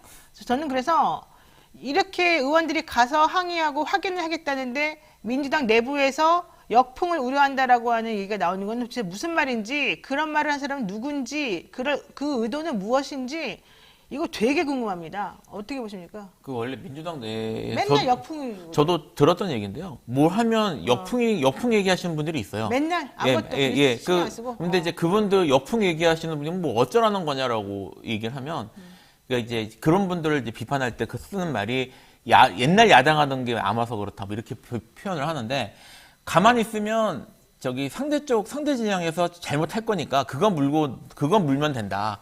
그냥 가만히 있으면 된다. 기다려라. 라고 생각하시는 분들이 있다고 그래요. 근데 민주당이 옛날 그런 정당이 아니잖아요. 이미 지난번에도 정권을 잡았던 정권이고, 전국을 주도권으로 어쨌든 책임지고 끌고 가야 되는 입장인데, 아직도 역풍 얘기를 먼저 나오시는 분들이 있다는 것 자체가 민주당이 갖고 있는 한계가 아닌가 싶어요. 나는 주호영 원내대표가 그 양희 원영 의원 등 이렇게 후쿠시마 가서 확인하겠다고 했더니 그건 또 하나의 친일이다 이렇게 말했잖아요. 그래서 내가 도대체 그게 왜 친일인지 설명을 해달라고 지금 말하고 있는 중인데 대답을 안 해요. 자, 이번에도 이렇게 가는 것은 역풍을 우려할 수밖에 없다라고 일부에서 말했다. 그럼 좋아. 그 무슨 역풍을 말하는 거냐 질문하면 대답이 없어요. 본인들이 뭔가 말을 했으면 그에 상응하는 설명을 하거나 국민들에게 납득을 시켜줘야 되는 거잖아요. 왜 일본에 후쿠시마 가가지고 확인해보겠다는 게 친일인지, 왜 그런 걸 확인하는 그 행동 자체가 역풍을 맞을 만한 행동인지, 여기서 말하는 역풍은 도대체 무엇인지, 그 역풍을 맞는다면 어떤 결과가 일어나는지 알려달라고요. 말만 하지 말고. 그리고 그런 말을 누가 했는지 명확하게 이름을 대라고. 왜 자신이 한 말을 떳떳하게 말을 못합니까? 그렇죠. 아니, 뭐 말이 필요 없어요. 저는 주호영 원내대표의 이 놀라운 논리, 너무 이상했어요. 후쿠시마 방문하는 거는 친일이다. 이거 어떻게 친일입니까 도대체? 모르겠어요. 어떻게 해야 친일이야? 제가 그런 식의 논리를 일하면서 딱 한 번 들은 적이 있어요. 얼마 전에 검정고무신 사건 때문에 돌아가신 분 있죠. 그게 제가 작가를 대리해서 출판업자하고의 대상으로 저작권 소송을 할 때 그 들었던 건데. 출판업자들까지 조금 너무 심했던 거 아닌가? 네, 근데 그 출판업자들이 매절 계약으로 하잖아요. 출무로 그냥 단원기억 다 가지고 저작권 뺏어오는 거. 저작권 뺏어오는 게 작가를 위해서라고 법정에서 정말 그렇게 얘기를 하더라고요. 그게 작가의 이익을 위해서 뺏어오는 거래요. 근데 제가 사실 그 말씀하셨던 주호영 대표 그 말 듣고, 야, 내가 여기를 완전 가불관계에서 나올 수 있는 말이거든요. 여기서 이런 말을 듣다니 정말 이것도 가불관계가 있는 건가요? 그래서 저는 검정고무신 사건도 너무 그냥 넘어가는 게 안타까워요. 그분이 처음에 만화 그리고 식구들하고 또 같이 합심해서 그렸는데 그게 너무 잘 되니까 출판업자가 와가지고, 야, 내가 잘 도와줄게, 이거 이렇게 방송 더 많이 하게 해줄게 라고 해가지고 처음에 시작했는데, 그 권리관계 2차 저작권이니 뭐니에 대한 권리관계를 정확하게 이분들이 모르니까 그걸 자기가 그냥 싹 다 가져갈 수 있는 방향으로 이걸 해놨나 보죠. 그래서 결론적으로는 나중에 원하지 않는 방향으로 혹은 내가 동의도 안 했는데 뭐가 막 계속 양산이 되는 거예요. 그러니까는 이 작가 입장에서는 그 뭐냐 나한테 허락도 안 받고 그러니까 야 너 여기 다 썼잖아. 네 허락 필요 없다고. 이건 다 권리 다 나한테 넘어온 거였어. 이러면서 이 사건이 시작이 된 거거든요. 근데 저쪽 회사는 돈이 많고 조직적이니까 변호사가 이제 열심히 싸워주겠죠. 이쪽 분들은 그런 거 정확히 모르고 돈도 없고 어떻게 대처해야 될지 모르니까 억울함만 쌓이는 거예요. 우리가 재판하다 보면요. 상대방이 막 얄밉게 변호사들이 난리치면 순진하고 잘 모르는 그리고 좀 겁이 많은 그리고 억울함만 내세우는 그런 의뢰인들은 당사자들은 속에서 열불이 나가지고 말도 못하고 정말 홀딱홀딱 뛰어요. 그러다가 결과적으로는 이런 극단 선택도 하게 되는데 아유 정말 황당무계한 일이 너무 많이 벌어지고 있습니다. 자, 두 번째 주제 넘어가겠습니다. 범죄 수익 은닉 혐의로 기소된 김만배 씨. 이번에 이제 이 혐의가 뭡니까? 불구속 상태에서 재판 받다가 구속기가 만료로 그러다가 그때 당시에 이재명 대표에 대한 발언을 처리하지 않았다는 이유로 유동규와 남욱은 그대로 바깥에서 활동하고 있는데 이 김만배 씨는 도로 들어갔죠. 참, 그것도 황당무계했습니다만은 어쨌든 그 첫 재판이 있었습니다. 어제. 이때 무슨 일이 있었냐? 2021년 9월 인테리어 업체인 지인에게 자신의 휴대전화를 불태우도록 지시해서 증거인멸 교사를 저지른 혐의다. 지난해 12월 동창에게 142억 원 상당의 수표를 대여금고, 직원 차량 등에 숨기도록 해서 증거은닉 교사를 했다. 지금 이 얘기입니다. 화면 지금 보시죠. 자, 저거 좀 설명을 좀 해주세요, 김필서 변호사님. 그러니까 저기 대정동 수익, 개발 수익을 지금 저기 김만배 씨가 결국 이거 해가지고 수익을 얻었잖아요. 그 수익을 뭐 저기 조직적으로 뭐 수표나 소액권으로 재발행하고 교환하는 방식으로 은닉했다는 것, 이것이 가장 큰 일이고요. 여기에 더해가지고 그 자신의 휴대전화를 저기 그 증거인멸을 위해서 없애라고 그 저기 지인한테 교사했다는 증거인멸 교사가 있고, 그 다음에 그 증거인이 자기의 그 동창에게 142억 상당의 수표를 차량 등에 숨기도록 지시했다라는 증거인멸 혐의, 이런 것들이 지금 기소가 되어 있습니다. 전 농지법 위반이 제일 웃기더라고. 난 농지법 위반을 해가지고 농지를 샀다는 줄 알았어요. 근데 그게 아니고 거기다가 땅을 농지법을 묻었어. 위반하여 땅을 사기 위해서 허위의 농업경영계획서를 제출했다예요.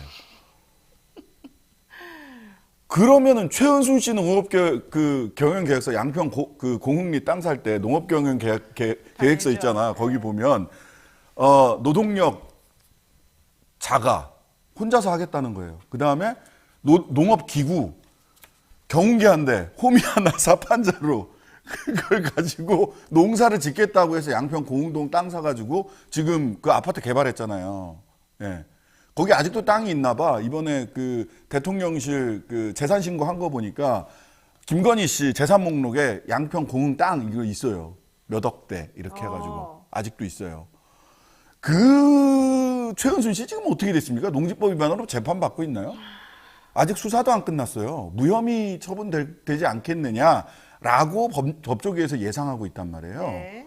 근데 김만배 씨 농지법 위반 농업경영계획서를 냈다고. 조금 더 말씀을 드리면 지금 현재 이제 여기 기사도 그렇고 초점이 지금 범죄 수익 부분에 이제 맞춰져 있잖아요. 네. 이 범죄 수익으로 인정이 돼서 만약에 뭐 이게 지금 처벌을 받거나 이렇게 되면 이것도 구속이 되면은 김만배 씨가 그 대정동 사업으로 얻은 수익을 상당수분, 거의 대부분을 국가에서 이제 몰수 추징할 수가 있단 말입니다. 그러니까 김만배 씨 입장에서는 이게 엄청난 압박인 거예요. 그러니까 이거를 지금 이례적인 식으로 아직 관련 사건 끝나지도 않았는데 지금 이거를 기소를 하고 그 구속까지 시키고, 그리고 지금 이렇게 지금 압박하는 것 자체가 김만배 씨에 대한 그런 압박으로 보기에 충분한 상황인 거죠. 그냥 말려 죽이겠다는 거예요. 빨리 말 바꿔라. 그러면서 김만배 씨를 열심히 변호했던 변호인 사무실을 그 법무법인을 왕창 뒤집어 엎었죠. 그때 압수수색하면서 김만배 씨와 변호인 간에 무슨 부적절한 거래가 있는 것처럼 또 언론에 계속 쏟아냈죠, 기사를. 그러나 당연히 의뢰를 맡으면 변호를 하는 게 맞는 것이고 그것을 가지고 이상한 무슨 짬짬이가 있는 것처럼 보도했던 건 매우 문제죠. 그러니까 이 얘기는 변호인을 묶어. 변호인이 너무 열심히 했거든, 그 당시에. 변호인이 열심히 못하도록 묶어. 언론을 묶어. 돈을 묶어. 그 다음에 김만배를 둘러싸고 있는 수많은 제3자들을 묶어. 이렇게 되면 김만배 혼자 고립이 돼가지고 더 이상 버티지 못하는 거죠. 그러면 이제 극단적 선택을 생각을 하게 됩니다. 그래서 뭐 김만배 씨도 그렇게 그때 말했었죠. 됐던 거고. 그러면서 다 묶고 묶인 네 입만 풀어라. 그럼 나머지 다 너 묶인 때문에 거 다 묶인 풀어준다. 거다. 너 때문에 얼마나 고통받니? 지금 이 얘기를 한다는 거죠. 그런 거예요. 자, 김만배 씨는 화천대유 재산관리 대주주로 지난 2021년 10월부터 2022년 11월까지 1년 1개월 동안 대장동 개발로 얻은 범죄 수익 390억 원을 수표나 소유권으로 재발행 교환해서 은닉한 혐의를 받고 있습니다. 또 2021년 9월 인테리어 업자인 지인에게 자신의 휴대전화를 망치로 내리치고 불태우도록 하게 한 증거인멸 교사 혐의가 있고요. 작년 12월에는요, 동창에게 142억 원 상당의 수표를 대여금고, 직원 차량 등에 숨기게 한 증거 은닉 교사 혐의도 적용됐습니다. 문제는 김만배 씨에 대한 범죄가 확정되지도 않은 상황에서 범죄 수익 은닉 재판이 이루어지고 있다는 거예요. 범죄 수익 은닉이 인정이 되려면 그 사람이 무슨 죄를 저질렀고 그 죄를 저지르는 과정 중에서 어떠한 범죄 수익이 생겼고 그 수익난 범죄 수익을 들키지 않으려고 어떤 식으로 처리했고 이렇게 지금 순서가 가야 되는 게 원래 맞지 않겠습니까? 범죄 수익은닉 같은 경우 정경심 재판에서는 동시에 기소했고요. 여기서는 순차 기소를 하고 있고요. 네. 그러니까 아예 할 거면 범죄 수익 재판을 같이 기소를 하든가 그치, 원래 같이 아니면은 하든가. 보통은 끝나고 같이 기소를 하든가. 해요. 아니면 아예 끝나고 하든가. 왜냐하면 끝난 다음에 하더라도 앞단에서 동결은 다 시켜놓을 수 있거든요. 재산 네. 동결을 해놓고 그다음에 뒷단에서 이렇게 하거나 동시에 하거나 둘 중에 하나인데 중간에 입을 딱 닫고 있고 입을 열어라 이거죠 뭐. 뭐 입 열어라 말려 죽이겠다 이제 이런 얘기예요 사실. 예. 자, 대장정 비리 한 축으로 불리는 50억 클럽 의혹이 불거진 지 1년 반 만에 50억 클럽의 멤버 중 핵심 인사라고 불리우는 박영수 특검에 대한 전격적인 압수수색이 이루어졌습니다. 그리고 이분에 대해서는 알선수재 혐의를 지금 적용하겠다라는 얘기입니다. 자, 화면 한번 보겠습니다. 여기 지금 저희가 서울신문에서 나온 거를 좀 정리를 해놨는데요. 박영수 전 특별검사 컨소시엄 구성을 돕고 측근을 통해서 200억 상당을 약속받았다는 의혹이 하나가 있고, 권순일 전 대법관은 이재명 대표의 공직선거법 위반 사건에 무죄 판결을 주도했다? 근데 이건 진짜 사실관계 그렇지 않은데 어쨌든 그런 혐의고요. 최재경 전 민정수석은요, 화천대유 자산관리 자문변호사 참여, 그리고 대장동 사업 관여 의혹이다. 그 다음에 김수남 전 검찰총장, 최윤길 전 성남시장의 뇌물 수수 사건에 도움을 줬다는 의혹이다. 홍선근 머니투데이 회장이죠. 화천대유 대주주 김만배 씨와 수십억 원대의 자금 거래 의혹을 했다. 이건 뭐 받았다가 돌려줬다가 어쨌다 저쨌다 좀 복잡했었습니다. 곽상도 국회의원, 컨소시엄 구성을 돕고 아들 퇴직금 명목으로 50억 원을 수수했다는 의혹이 있다. 자, 이렇게 되어 있는데 이 중에서 지금 타겟은 박영수 특검입니다. 저 완전히 쇼라고 저는 봅니다. 왜요? 왜냐하면 저 컨소시엄 구성을 돕고 200억을 약속받았다 이거잖아요. 200억 받았다는 얘기가 아니고요. 그다음에 컨소시엄 구성을 도왔다라고 했는데 그 컨소시엄 우리금융 우리 거예요. 예. 했다가 컨소시엄 깨졌어요. 깨졌는데 뭘 약속을 해요? 저거는 부산저축은행 건으로 넘어가는 고리를 차단하기 위한 그 가짜 혐의다라고 저는 그런 생각이 먼저 들더라고요. 왜 깨진 컨소시엄 갖고 왜 압수수색을 뒤늦게 하고 있지? 200억 약속이네 저것도. 그래서 이게 뭐예요 저게? 뉴스타파에서 그래서 차단했다. 그 당시에 남욱이 부산저축은행에서 뭐 못 갚았다라고 하는 그 돈이 상당히 큰 돈이 있었었는데 그거 플러스 그 당시에 넘어가고 덮어가줬던 금액이 한 900억 정도가 있더라. 그 금액을 찾아가지고 이걸 더 해야 된다라고 이제 주장을 하고 있는데 그때 박영수 특검이 연결을 해줬다는 얘기. 그 다음에 저거는 검찰에 영향을 미친 혐의, 즉 남욱이 그 2015년 16년 그때죠.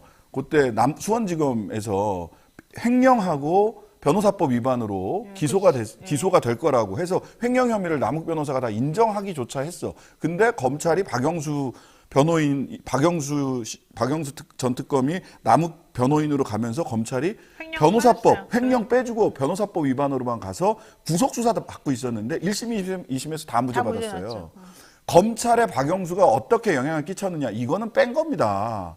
그러니까 허상을 세워놓고 허수아비 때리게 하고 있는 거다. 특검 얘기 나오니까 뭔가 우리도 하고 있어요. 이거 보여주는 거죠. 근데 실제로 검찰의 박영수 전 특검이 그리고 박영수 키즈인 윤석열 뭐 이런 사람들이 검찰을 상대로 해서 어떤 역할을 했느냐, 법조브로커로서 어떤 역할을 했느냐 이걸 싹 빼고 앞에다가 깨진 우리금융 컨소시엄 얘기하고 있는 거예요. 허상 때리기다. 네, 뭐 지금 말씀하신 것처럼 저는 기본적으로 특검이 지금 이제 계속 푸시가 되고 있잖아요. 네. 특검 지금 진행하라고 지금 진행되고 있고 지금 국회에서 논의되고 있는데 딱 기억하시겠지만 이거 얼마 전에 압수수색 한 게 특검 이제 했을 때 그날이잖아요. 특검에 대해서 특검 막으려고 지금 이쪽 나서서 하고 있는 거라고 봐야 되는 것이고요. 이제 막기 위해서 뭘 하는 걸 보여야 되니까 근데 진짜 뭐를 수사하면 안 되는 거니 지금 말씀하신 허수아비 때리기 하는 걸로 보시면 될 것 같습니다. 그렇습니다. 한동훈 장관이 특검은 검찰 수사를 방해하는 것이다 라고 명백하게 얘기하기도 했고요. 그날 그러면서 압수수색 영장을 여기저기서 받아가지고 양재식 변호사, 박영수 특검, 집과 사무실 다 뒤졌습니다. 동명이인 우리은행 직원도 압색했죠. 근데 무슨 내용의 그런 자료들이 확보됐는지는 아직까지 말하지 않고 있습니다. 그래서 법조계에서는 다음 타겟은 계속 김만배를 연결을 해야 되니까 권순일 전 대법관 그리고 김수남 전 총장이 다음 타겟이 될 것이다 라는 예상도 하고 있습니다. 권순일 대법관은 매우 억울해하고 있다는 얘기인데요. 그 얘기도 나중에 수사하면서 좀 지켜보도록 하고요. 권순일이겠죠. 그래야 이재명이랑 또 엮을 거 아니야. 그렇죠. 예. 그래서 그때 무죄 나온 게 권순일이가 어쩌고저쩌고 한 거다. 근데 권순일 대법관은 사실 그런 얘기를 했어요. 내가 이렇게 당하는 것은 내가 진짜로 무슨 일을 그렇게 해줘서가 아니라 내가 특정 언론에 잘못 보여서 이런 것 같다라는 한탄의 얘기를 하는 거를 사석에서 좀 얘기 들었다는 사람들이 있습니다. 자, 이런 가운데 법사위, 더불어민주당 법사위 소위에서 50억 클럽 특검법 법안 심사에 돌입을 합니다. 여당이 끝까지 거부할 경우에는 단독으로라도 소위를 개최하겠다라고 밝혔는데요. 지금 정의당의 태도를 봐도 그렇고 법안 통과까지는 쉽지는 않겠죠. 자, 좀 봐야 될 것 같고요. 박건혜님께서 이 슈퍼챗 스티커 보내주셨습니다. 고맙습니다. 그리고 상환이님께서는 전주을 안혜욱 후보 낙선을 아쉬워하는 그런 또 슈퍼챗을 보내주셨습니다. 사실 어제 있었던 전주을 선거에서 강성희 진보당 의원이 39. 몇 %로 당선이 됐고요. 그 뒤를 임정엽 무소속 의원이 뒤를 따랐죠. 32% 정도로. 그리고 안혜욱 안혜욱 후보는 10. 몇 % 정도로 이제 당선권에서는 멀어져 있는 상태였습니다. 그런데 중요한 건 강성희 후보가 진보당인데 이제부터 나도 윤석열 대통령의 탄핵과 윤석열 대통령의 실정을 지적하는 쪽으로 모든 역량을 한번 기울여보겠다, 모아보겠다라고 지금 얘기를 하고 있어서 그동안에 안혜욱 후보가 내세웠던 윤석열 타도, 김건희 타도 이러한 것하고 맥락을 같이 하겠다라고 하는 움직임을 지금 만들어내고 있다는 거죠. 자, 이 얘기는 여기까지 하고요. 마지막 이슈 하나만 하고 간단하게 하고 가겠습니다. 이상민 행안부 장관 지금 탄핵 지난번에 수주가 돼서 모든 직이 정지가 되지 않았습니까? 그 당시에. 그래서 조용했는데 이번에 탄핵 심판 사건이 지난 4일에 있었습니다. 이때는 변론 준비 기일이었는데 이 자리에서 한 말이 이겁니다. 행안부 장관이 전국에서 벌어지는 모든 일에 일일이 대응할 수 없다. 국회 측에서는 사고 발생 전에 112, 119가 신고가 계속돼서 충분히 사고를 예견할 수 있었다라고 반박하지만 결과론적으로 이상민 장관은 그런 모든 것들에 대해서 부인하고 있는 셈입니다. 장관이 어떻게 모든 걸 다 아냐, 내가 신이냐 이렇게 얘기를 하고 있습니다. 어떻게 보십니까? 저는 이 언론 보도에서 조금 그 첫 변론 기일에서 변론 준비 기일에서 핵심적인 게 뭐냐면 이게 민사재판이나 형사재판과는 달리 헌법재판은 직권주의잖아요. 네. 그러니까 헌법재판소에서 형사재판은 검사가 기소한 범위 안에서만 재판해야 되고 민사재판도 주장한 범위 안에서만 재판을 해야 되는데 네. 헌법재판소는 난 이걸로 재판할 거야 라고 재판관들이 결정을 하면 그대로 가는 거지 않습니까? 네. 근데 쟁점을 정리를 했어요. 이걸로 재판하겠다라고 헌재에서 정리를 한 게 사전 및 재난 예방 조치 의무 위반. 그다음에 두 번째가 사후 재난 대응 조치 의무 위반. 세 번째가 참사 발생 이후 부적절한 언행. 세 가지로 정리를 했어요. 네. 그런데 이거는 이상민 장관 쪽 변호인이라면 저는 머리가 하얘지실 것 같아요. 왜요? 왜냐하면 이상민 장관은 자 그런 의무는 있지만 현장을 감독하고 현장에서 조치할 권한이 애초에 나한테는 없다. 그거는 현장 경찰서장이랑 현장 소방서장이 할 일이다라고 얘기를 했어요. 근데 그 의무 위반 여부를 사전 의무, 사전 예방 조치 의무, 현장 재난 대응 의무 이런 의무 위반을 심판의 대상으로 삼겠다라고 한 거예요. 그다음에 공무원법, 품위유지 의무 이런 탄핵 사유가 안 된다. 아예 이거는 검토도 하지 말아야 된다라는 게 이상민 장관 측의 입장이었어요. 근데 참사 발생 이후 부적절한 언행 이것도 이 세 가지를 놓고 탄핵 심판을 하겠다라고 얘기를 했기 때문에 지금 이상민 장관 측 입장에서는 굉장히 불리한 경기장으로 끌려 들어갔다라고 생각을 할 거예요. 그렇군요. 예. 그러니까 이 부분을 좀 잘 봐야 된다. 예. 근데 지금 말씀하셨던 식으로 갈 수밖에 없는 게요. 저는 이게 사실 전 예상했던 거라고 생각을 하거든요. 왜냐하면 재난기본법상 행안부 장관은 중앙재난안전대책본부 본부장입니다. 네. 근데 중앙대책안전본부 본부장, 그러니까 중앙대책본부장이 해야 되는 규정이 14조, 그러니까 법 14조, 14조의 2, 뭐 이런 것들에 의해서 규정이 있거든요. 이 규정의 범위 내에 이게 지금 들어가는 것이냐의 문제인데, 지금 그 재난본부장이 하는 게 지금 말씀하셨던 그런 네, 것들이에요. 그런 거예요. 미리 대응하고, 현재 그 사건이 발생하면 총괄 지휘하면서 현장 지휘에 지원해주고, 마지막에 사후 수습하는 것까지 전부 책임이 있거든요. 네. 이 책임 범위 내에 이게 지금 들어가냐 안 들어가냐가 범위의 문제라서, 여기가 범위 문제라서 이게 지금 쟁점이 될 건 확실했어요. 그걸 예상하지 못했으면 그쪽이 잘못인 거죠. 이상민 측 대리인은 이렇게 말하죠. 행안부 장관은 재난 대응과 관련해서 최상의 총괄 조정자인 건 맞다. 하지만 정작 이 사건에서 문제가 되는 바로 그 구체적인 재난 현장의 긴급 구조 활동과 관련해서 지휘 감독하거나 개입할 수 있는 권한이 없다. 이거는 말이 안 되는 주장인 것 같은데 어쨌든 잘 하시길 바라겠고요. 이상민 장관 탄핵 여부 수개월이 걸리겠습니다만 중대한 법 위반이 있는지 없는지 여부 이거 되게 중요하게 잘 따져가지고 봐야 될 것 같고 물론 이거는 법조인들은 의견이 반반이더라고요. 이거 탄핵 될 거다 안 될 거다. 근데 저는 사실은 탄핵 돼야 된다고 생각하는 사람인데 오늘 18일에 2차 변론 준비기일이 있다니까 이때 또 무슨 일 하는지 한번 알아보고 정리해야 될 것 같습니다. 자, 그런데요. 새희망님 제가 여쭤보고 싶습니다. 새희망님께서 슈퍼챗을 3번을 써주셨는데 한 번은 1,400원, 한 번은 1,900원, 한 번은 5,000원 이렇게 3번에 나눠서 써주셨어요. 무슨 의미가 있는 걸까요? 대답은 안 하시겠죠? 시간 합계액은 8,300원이네요. 시간 되시면 내일 알려주세요. 저는 이게 무슨 의미가 있는 건지 아니면 그냥 쏘다 보니까 그렇게 된 건지 궁금해서 그냥 궁금해서 여쭤보는 겁니다. 자, 오늘 제가 준비한 내용 여기까지입니다. 혹시 두 분 빠뜨린 거나 말씀해 주신 거? 예, 청취율 조사 기간입니다. 신장식의 뉴스 아이킥 꼭 선택해 주시기 바랍니다. 신장식 뉴스의 킥은 유튜브 구독자가 100만이 넘었습니다. 축하드립니다. 아유, 감사합니다. 그리고 청취율 조사도 이분은 무조건 1등 할 수밖에 없는 게 대응할 수 있는 그 다른 프로그램이 없잖아요. 그 타임에. 아유, 왜요? 뭐가 있어요? 많은 프로그램들이 있고요. 뭐요? 예. 뭐 저녁 시사 1등은 해봤으니까 에, 전체 1등을 만들어 주십사. 전체 1등도 저는 가능할 거라고 봅니다. 지금 김어준 씨도 유튜브로 가버렸고 하여튼 한번 그거 잘 되고 나면 우리 밥 사주는 겁니까? 뭘 못하겠습니까. 알겠습니다. 우리 밥 한번 얻어먹는 걸로 합시다. 네, 밥 먹는 게 더 대세니까. 맞아요. 네, 그렇죠. 한 공기씩 먹도록 하겠습니다. 난 2공기 먹겠습니다. 자, 오늘 여러분하고 또 방송 여기까지 정리해야 될 것 같습니다. 구독, 좋아요 꼭 눌러주시고요. 여러분의 관심과 사랑이 프로그램의 퀄리티를 좌우한다는 거 잊지 마시고요.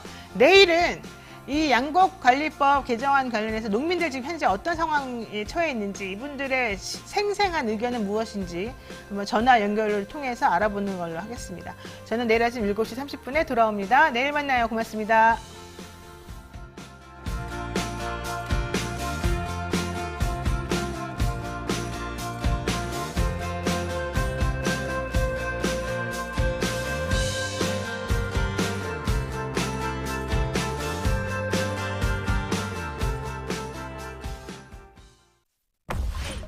(2023) DMZ 평화 마라톤 4월 23일 일요일 아침 9시 30분 대회를 임진각 평화누리 공원에서 개최합니다. 참가비 전액은 참가자 이름으로 기부되며 기부금 영수증 발급이 가능합니다. 우리 미래인 어린이들에게 희망을 심어주기 위해 2023 DMZ 평화 마라톤을 개최합니다. 여러분의 많은 참여 부탁드립니다. 2023 DMZ 평화 마라톤 홈페이지에서 신청해주세요.